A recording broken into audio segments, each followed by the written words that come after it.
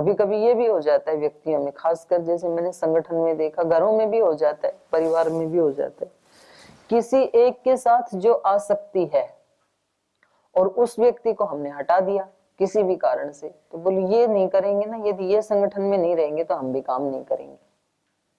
भाई आप संगठन में इस व्यक्ति के कारण नहीं आए थे, आप किसको देख करके आए थे?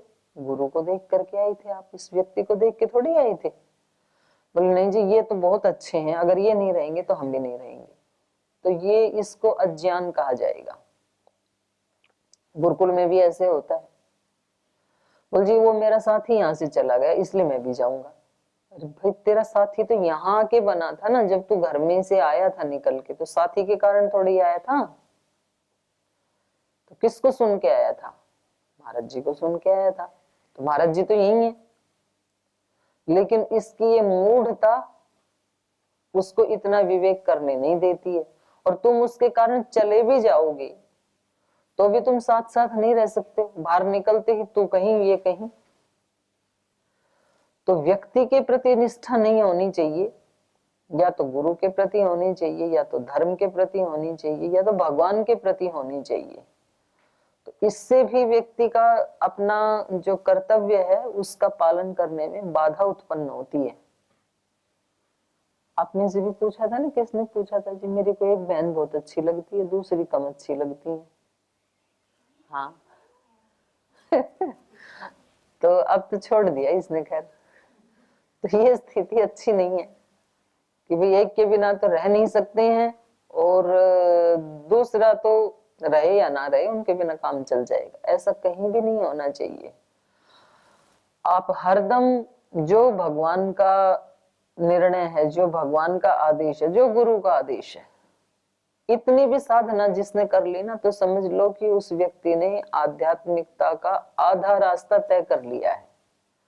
जिसने ये कहना सीख लिया, राजी हैं हम उसी में जिसमें तेरी रजा है, यूं भी वाह वाह है, यूं भी वाह वाह है, जिधर भी रखो ठीक है, तो समझ लो आपने आधा काम कर लिया। ये छोटी बात नहीं है, और कर सकता है व्यक्ति। व्यक्ति में सारी क्षमताएं हैं, बस वो प्रयोग कहाँ करता है, कब करता है, ये बात है। जैसे माँ के अंदर जो करुणा है, प्रीति है, जो क्षमाशीलता है, जो सहनशीलता है, तो कितने बड़े बड़े गुण हैं, और हर माँ के अंदर है वो। लेकिन वो इनका प्रयोग करती केवल अपने बच्चों के लिए, दूसरों के लिए नहीं करती। दूसरे जब आते हैं तो उसके अंदर वही राग द्वेष आ जाते हैं दूसरे को देख करके। अगर ये वाले गुण इतने विकसित हो जाएं कि जैसा अपने वाले बच्चे के प्रति था ऐसा सबके प्रति हो जाए यदि, तो उसको कोई दूसरी साधना करने की जरूरत नहीं है। फिर व्यक्ति को संयमित रहने का गुण सबके अंदर है। जिसको आपने ये समझ लिया कि जैसे श्रद्धेय स्वामी जी महाराज हैं, जैसे पूज्य आचार्य श्री हैं, तो उनके सामने आप ना झगड़ा कर सकते हैं, ना आप किसी को उल्टा बोल सकते हैं, ना आप कठोर भाषण कर सकते हैं। तो इसका मतलब आपको अपना मन, अपनी वाणी, अपनी इंद्रियां चलानी आती हैं। आप वहां अपनी इंद्रियों को, अपने मन को निर्देशित कर देते हैं कि अब महाराज जी बैठे हैं तो ये कुछ भी कहें मेरे बारे में, मुझे उल्टा नहीं बोलना, मैं बोल ही नहीं सकता हूँ। आपने अपने मन को समझा दिया कि ये मेरे अधिकार क्षेत्र से बाहर की चीज है, उल्टा नहीं बोल सकते हैं। जो भी कहें, हम उनके सामने झगड़ा नहीं कर सकते, किसी के सामने, किसी के साथ, उनके सामने हम उनके सामने किसी के साथ कठोर व्यवहार नहीं कर सकते हैं। इसका मतलब हमारा मन हमारी बात मानता है, उस समय नहीं करता है ना कुछ भी, अगले समय में कर देता है जब वो सामने नहीं होते हैं तब। तो हमने ही अपने मन को ये ट्रेनिंग दे रखी है कि इस समय आप कुछ भी कर सकते हो और इस समय आप नहीं कर सकते हो। तो मन तो मानता है हमारी बात को, दोष मन का नहीं है, फिर हमारा है। अगर हम अपने मन को यूं कह दें कि तेरे को तो सर्वथा ही नहीं करना है, तो उसको भी मान लेगा मन। और हम यदि अपने मन को ये कह दें कि विचार में भी नहीं लाना है, उसको भी मान लेता है मन। सारे ऋषियों का मन तो ऐसे ही होता है, वो अपने मन को निर्देशित कर देते हैं कि मर्यादा इतनी है, आपको ये विचार ला सकते हो, इस तरफ के विचार नहीं ला सकते कभी भी। क्योंकि वो मेरे लिए अलाउ नहीं है, तो फिर नहीं लाएगा मन। तो मन हमारी बात मानता है, मन हमारा है, मन जड़ है। पूज्य स्वामी सत्यपति जी महाराज थे, बहुत अच्छे साधक, तो वो हमेशा अपने प्रवचन में इस बात को कोट करते थे कि आप बार बार अपने मन को ये सुनाते रहो कि मन जड़ है, चेतन नहीं है। ये पुस्तक अपने आप मेरे सामने से उठ करके इधर उधर जा सकती है क्या? क्यों? जड़ है। और यदि यहाँ कोई बच्चा बैठा हो, छोटा नर्सरी वाला, तो वो यहाँ से उठ के इधर उधर जा सकता है कि नहीं?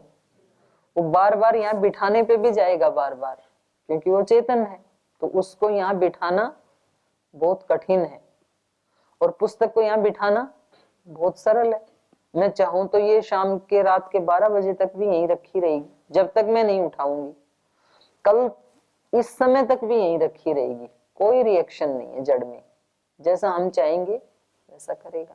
हमारा मन ऐसा ही है, पर हम उसको ऐसा देखते नहीं है। हमने उसको क्या देखना शुरू किया कि हम तो नहीं चाहते हैं, ये मन चला जाता है। और ऐसा जब तक हम बोलते रहेंगे तब तक वो जाता रहेगा, क्योंकि हम उसको ट्रेनिंग ही वही दे रहे हैं। कुछ माता पिता ऐसे होते हैं ना, वो अपने बच्चों को टोकते ही नहीं है, और वो कुछ भी त्रुटि करें तो हंसते रहते हैं। बोले क्या करें, ये मानते ही नहीं है। भाई आप मनाते ही नहीं हो, बच्चे तो बच्चे हैं, उनको जो मनवाओगे वो मान जाएंगे। वही बच्चे अपने स्कूल में जाके टीचर के सामने बड़े अनुशासित होकर के बैठते हैं, और वही बच्चे घर में जाके उधम मचाते हैं। क्यों? बच्चे को पता है कि यहाँ तो आपको कुछ भी हानि होने वाली है नहीं, और कक्षा में आपने कुछ उत्पात किया तो पिटाई होने वाली है निश्चित रूप से। तो मन वैसा ही करता है, वहां बिल्कुल शांत रहता है कक्षा में, घर में जाकर के शैतानी करता है। तो श्री राम ने अपने मन को ये ट्रेनिंग दे दी कि कभी भी प्रतिज्ञा से विमुख नहीं होना है। तो इसलिए इनको इतना विश्वास है अपने ऊपर, और उसको ये कह रहे हैं कि भाई कुछ भी इस दुनिया में असंभव संभव हो सकता है, लेकिन मेरी प्रतिज्ञा कभी उसके विपरीत नहीं हो सकती है। प्रतिज्ञा के विपरीत आचरण मेरा कभी नहीं हो सकता, मैं नहीं छोड़ सकता हूं उसको, पिता के वचन को। अब इतनी दृढ़ता आती, फिर आधा काम हो गया। आगे कह रहे हैं कामाद्वा तात लोभाद्वा मात्रा तुभ्यम इदम कृतम। अब क्योंकि भरत जी जो है ना, माता जी के प्रति बहुत नाराज हैं, कई माता के प्रति। तो कह रहे हैं कि अब आपको माता जी के साथ भी माता की तरह से ही व्यवहार करना है। चाहे कई माता ने कामात्वा, कामना पूर्वक, उन्हीं की ही कामना थी कि वो राजमाता बने या अपने पुत्र को राजा होते हुए देखें। पुत्र की कामना नहीं है, माता की कामना है। लेकिन तो कई बार हम कह देते हैं ना ऐसे, भाई हम तो आपके ही हित के लिए कह रहे हैं। आप जिसको हित मान रहे हैं, दूसरा भी उसको हित मान रहा है कि नहीं, ये भी तो सोच लो। कई बार हम अपनी कामना की पूर्ति के लिए और ये वाली ड्रेस पहन लेते हैं कि भाई हमारा तो इसमें कोई स्वार्थ तो है नहीं, हम तो आपकी भलाई के लिए कह रही हैं, और हमारा ही स्वार्थ होता है, क्योंकि उसको वैसा बनता हुआ देख करके हमें खुशी होगी। तो इसलिए हम अपनी तृप्ति के लिए उसको ये कहते हैं भाई हमारा कोई स्वार्थ नहीं है, हम तो आपके भले के लिए कह रहे हैं।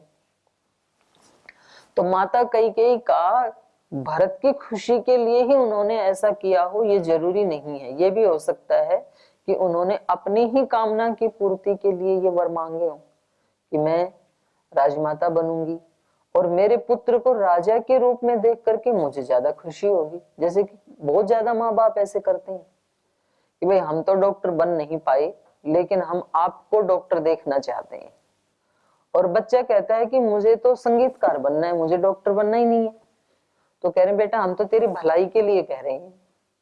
तो कह रहा है इसमें मेरी कौन सी भलाई होगी, संगीतकार होकर के भलाई क्यों नहीं होगी? इसका कोई उत्तर नहीं है माता पिता के पास, क्योंकि उनकी अपनी कामना थी और वो अपनी कामना को खुद पूरा नहीं कर पाए। तो उनको लगता है कि यदि बच्चा पूरा कर देगा तो हम तृप्त हो जाएंगे। तो ऐसे भी होता है कभी। अपनी कामनाओं की पूर्ति के लिए भी व्यक्ति दूसरे को कहता है। तो भरत जी कह रहे हैं कि कामात्वा, भले ही कैकेयी ने अपनी ही कामना की पूर्ति के लिए ये वरदान मांगे हो पिता से। लोभाद्वा, या हो सकता है उसके मन में लोभ था राज्य का, तो उसके कारण मांगा हो। जैसे भी किया हो, मात्रा तुभ्यम कृतम इदम कृतम, माता ने आपके साथ ये जो किया, ये माता के द्वारा जो कुछ किया गया हम सब के लिए, आपके लिए, तो उसको न तन मनसी कर्तव्यम, उसको मन में मत रखना, अब उसको बाहर निकाल दो। और कभी ना कभी ये सारी चीजें बाहर निकालनी ही पड़ेंगी। तो जब बाहर निकालनी ही पड़ेंगी, अच्छी भी और बुरी भी दोनों, तो ये बड़ी मुसीबत होती है। आदमी कहता है कि बुरी बुरी को तो निकलवा दो। विश्वानि देव सवितर दुरितानि परासुआ, यद भद्रम तन्न आसुआ, जो भद्र है उसको पास ले आओ और जो दुरित है उसको निकाल दो। और जब साधक को मोक्ष की तरफ बढ़ना है तो दुरित को भी निकालना पड़ेगा और भद्र को भी निकालना पड़ेगा, दोनों को ही निकालना पड़ेगा। क्षीयन्ते चास्य कर्माणि तस्मिन् दृष्टे परावरी, तो वहां पर क्षीयन्ते चास्य कर्माणि है, उसमें बुरे कर्म भी क्षीण होते हैं और अच्छे वाले भी क्षीण होते हैं, दोनों क्षीण होते हैं।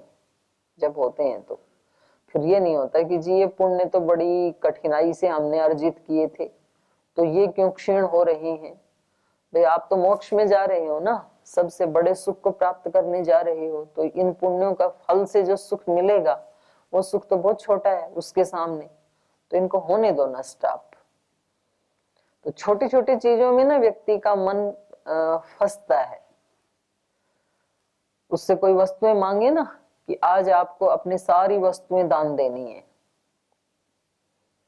जैसे आपसे पूछें कि आज आपके कमरे में जो जो है ना वो सब मेरे को दे दो, तो फिर उनमें दो तरह की चीजें मिलेंगी। एक ऐसी होंगी जो आपको बिल्कुल पसंद नहीं है, उसको सबसे पहले निकाल के लाओगे। फिर एक होंगी जो थोड़ी कम पसंद होंगी, तो उनको फिर हिम्मत करनी पड़ेगी कि दूं कि ना दूं, फिर बोल चलो कोई बात नहीं दे देते हैं, वो भी हो जाए। कुछ ऐसी हैं जो अत्यंत प्रिय होंगी, बोल जी और सब कुछ ले लो बस ये मेरे पास छोड़ दो। हो सकता है वो आपकी भजन की डायरी हो सकता है कोई ऐसी डायरी हो जिसमें अच्छे अच्छे वाक्य लिखे हों आपने, बोल जी और आप सब ले जाओ हमारे पास से, बस ये मेरे पास छोड़ दो। तो भाई सब में तो ये भी आ गया, जब सब देना है तो ये भी देना है, तो बड़ी हिम्मत सी करनी पड़ती है व्यक्ति को। तो इसलिए कह रहे हैं कि आप उस सब को मन में मत रखना, मन में से सब निकाल देना। तो चलो कोई बात नहीं, जब तक आपको मोक्ष नहीं चाहिए तो तब तक आप अच्छे को मत निकालो, भद्र को आप संजो करके रख लो, लेकिन दुरित तो जब निकालना ही है तो उसको आज का आज ही निकाल देना चाहिए। और आज का आज निकालने के लिए ही हमारे ऋषियों ने 2 समय संध्या उपासना का विधान किया है। ये कोई गुरुकुल के नियम है और इसलिए संध्या करते हैं ऐसे थोड़े ही है, उसके लिए नहीं है ये तो हमारे लिए है संध्या, और बहुत जरूरी है। जो व्यक्ति अपने कपड़े रोज धो लेता है वो बहुत सुखी रहेगा, और जो 5, 7, 10 दिन में सड़ा करके धोता है उसको ज्यादा मेहनत करनी पड़ेगी, क्योंकि रोज तो इतने गंदे होते ही नहीं है। तो थोड़ा पानी में से भी डुबा के निकाला आपने तो बस कम प्रयास लगाना पड़ेगा, उसमें पुरुषार्थ कम लगेगा और गंदगी से भी बच जाओगे। और नहीं तो आप 6-7 दिन तो उसकी गंध सूंघते रहो, गंध नहीं दुर्गंध, और फिर उसको निकालने में भी ज्यादा टाइम लगेगा। तो कभी ना कभी तो निकालना ही पड़ेगा। कब तक नहीं धोओगे? 2 दिन, 4 दिन, 6 दिन, 8 दिन, 10 दिन, 15 दिन, 1 महीना, कभी तो धोना ही पड़ेगा ना। तो ये मन कभी तो साफ करना ही पड़ेगा। तो इसलिए ऋषियों ने कहा कि कभी करना पड़ेगा तो आज वाला आज ही साफ कर लो। उसके लिए फिर 2 बार संध्या का विधान किया कि आप इन दोनों टाइम में जो कोई भी त्रुटि हो गई हो, कोई दुरित है, आपकी दृष्टि में अप्रसन्नता है, अपवित्रता है, जो भी है, तो उसको दिव्य शक्तियों के साथ जुड़ करके उसको धो डालो आज ही। क्योंकि मन में रखने से फिर मन के रोग उत्पन्न होते हैं। जहां कहीं भी कचरा होगा तो वहां रोग उत्पन्न होंगे ही ना।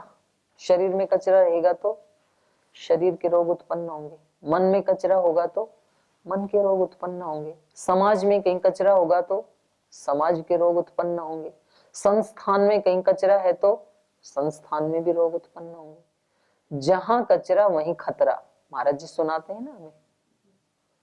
तो कचरे को तो साफ रोज करना पड़ेगा। आप अपने आश्रम में रोज झाड़ू लगाते हैं ना, गुरुकुल में, क्योंकि कचरा ही खतरा है। फिर रोग पैदा होंगे, वहां मच्छर पैदा होंगे, फिर वो काटेंगे, फिर डेंगू होगा, फिर मलेरिया होगा, फिर उसके साथ साथ और कुछ होगा। तो रोज की सफाई रोज करो। तो ऐसे ही मन की सफाई रोज की रोज करो। तो आप में से कौन कौन जाते हैं संध्या में, उपासना में, और कौन कौन नहीं जाते हैं? पहले जाने वाले हाथ उठाना जो जाते हैं। बहनें तो सब जाती हैं, नीचे कर लो। और जो नहीं जाते हैं वो उठाइयो, आप जो नहीं जाते हैं। तो भाई आप लोग भी संध्या करने लग जाओ। अब आप भी जाना शुरू करो, नीचे कर लो। आप यदि अकेले में करते हो तो भी अच्छी बात है, लेकिन एक गुरुकुल का इन्वायरमेंट अच्छा बनाने के लिए कम से कम 10-15 मिनट, आधा घंटा सामूहिक रूप से भी बैठना चाहिए। तो गुरुकुल की मर्यादा के लिए आप कहेंगे जी हम तो अकेले कर लेते हैं अपने कक्ष में, तो अकेले आप उसके अतिरिक्त समय में कीजिएगा। कितना भी करें आप, रात को सोते समय, सुबह जल्दी उठ करके, दिन में कभी भी। लेकिन जो आश्रम का संध्या का टाइम है उसमें सब, क्योंकि सामाजिक नियम का पालन करने में हम परतंत्र हैं। ये महर्षि दयानंद के वाक्य हैं, किसी सामान्य व्यक्ति के वाक्य नहीं है।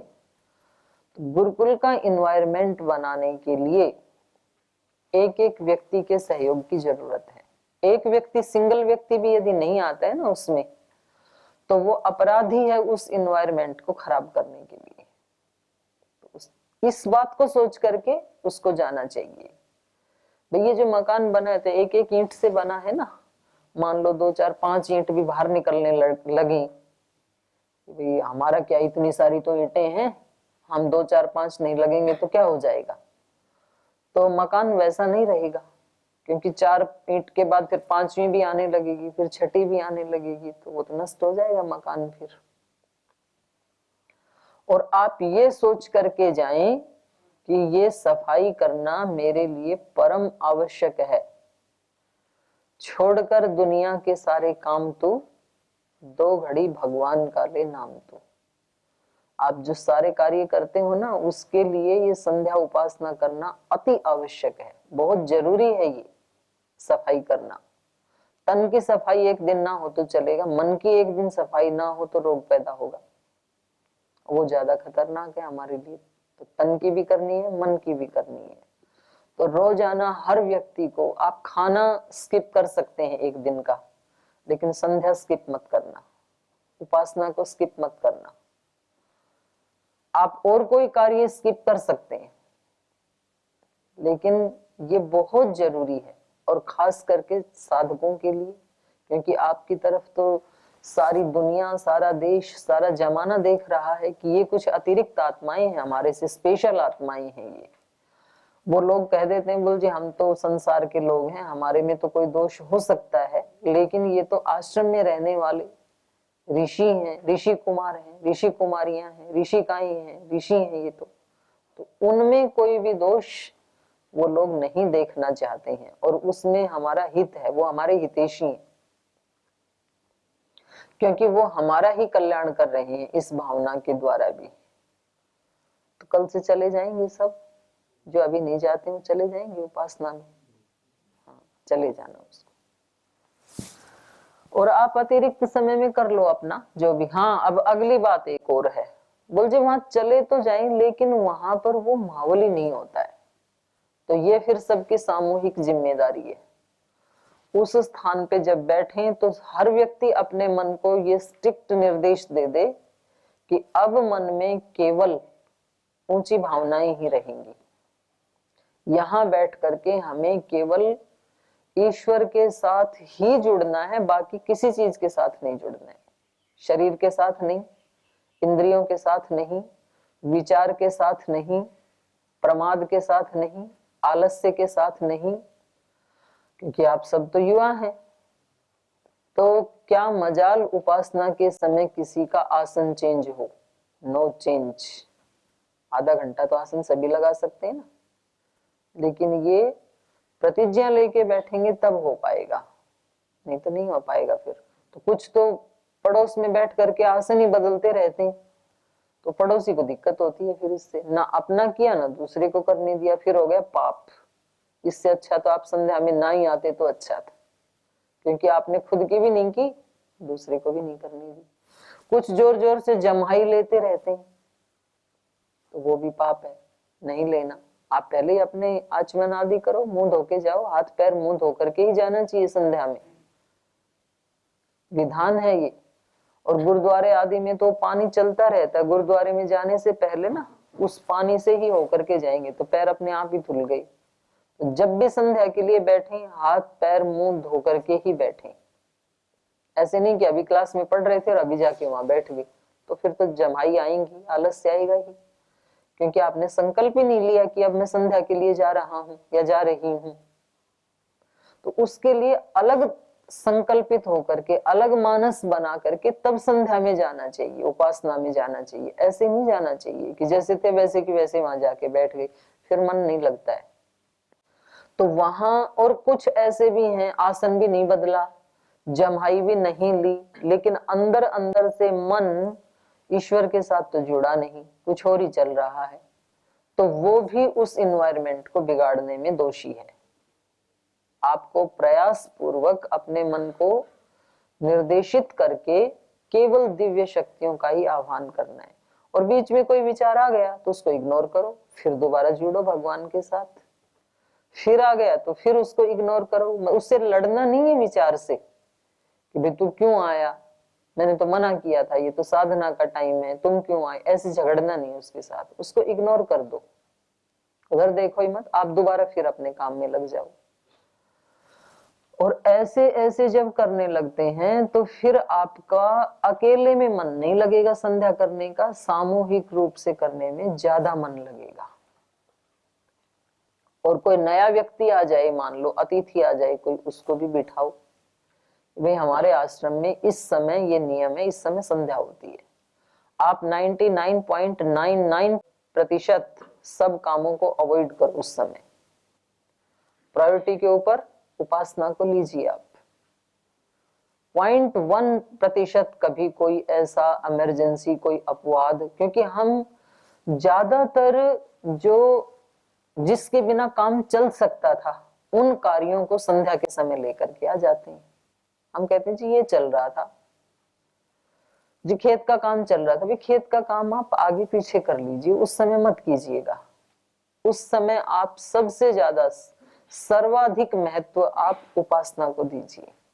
और ये हमने रामायण में भी पढ़ा, श्री राम भरत जी ये तो राजा भी हैं और ये कहीं भी रहते हैं, जंगल में भी रहते हैं, तो भी संध्या काल होते ही संध्या करते हैं, यज्ञ का काल होते ही यज्ञ करते हैं।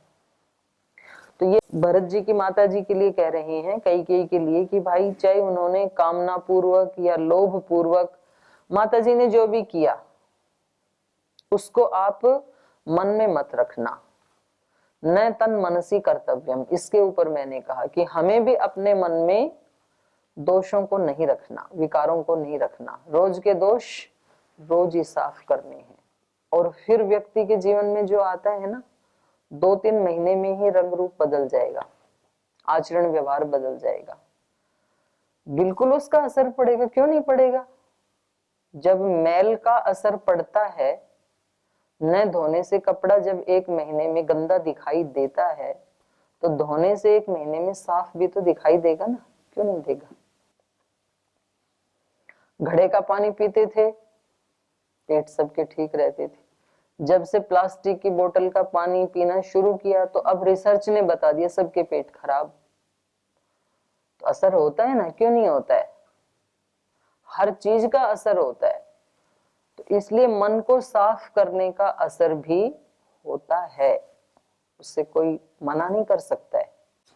तो श्री राम कह रहे हैं तन मनसी न कर्तव्यम वर्तितव्यम च मातृवत, क्योंकि कैकेयी ने भी श्री राम से यही कहा था कि भाई और आप कुछ करो या ना करो, भरत मुझे माँ कहे ये अधिकार मेरे से मत छीनो, माँ होने का अधिकार मेरा बना रहे, ये श्री राम से मांगा उन्होंने। तो श्री राम जाते समय कह रहे हैं कि भाई आप उनके साथ माता के समान ही व्यवहार करना, कुछ भी अपने मन में नहीं रखना। तो ये बात माँ की नहीं, ये हम सबके लिए है कि किसी ने भी हमारे प्रति कुछ भी किया उसको हम अपने मन में ना रखें।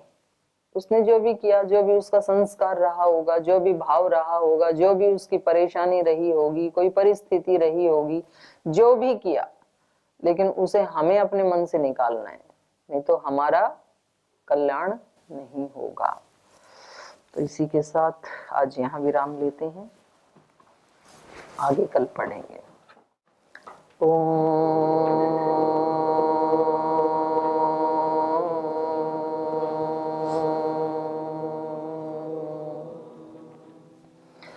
शांति शांति शांति। श्री गुरुभ्यो नमः। तू ही माता तू ही पिता है, तू ही बंधु तू ही सखा है, तू ही माता तू ही पिता है, तू ही बंधु तू ही सखा है, तू ही है करुणा निधान। हे राम हे राम हे राम हे राम। तू अंतर्यामी सबका स्वामी, तू अंतर्यामी सबका स्वामी, तेरे चरणों में कोटि प्रणाम। हे राम हे राम हे राम हे राम। तू ही दुख त्राता विश्व विधाता, तू ही दुख त्राता विश्व विधाता, तेरे शरण में है विश्राम। हे राम हे राम हे राम हे राम। तू ही माता तू ही पिता है, तू ही बंधु तू ही सखा है, तू ही है करुणा निधान। हे राम हे राम हे राम हे राम हे राम हे राम। ओम श्री गुरुभ्यो नमः।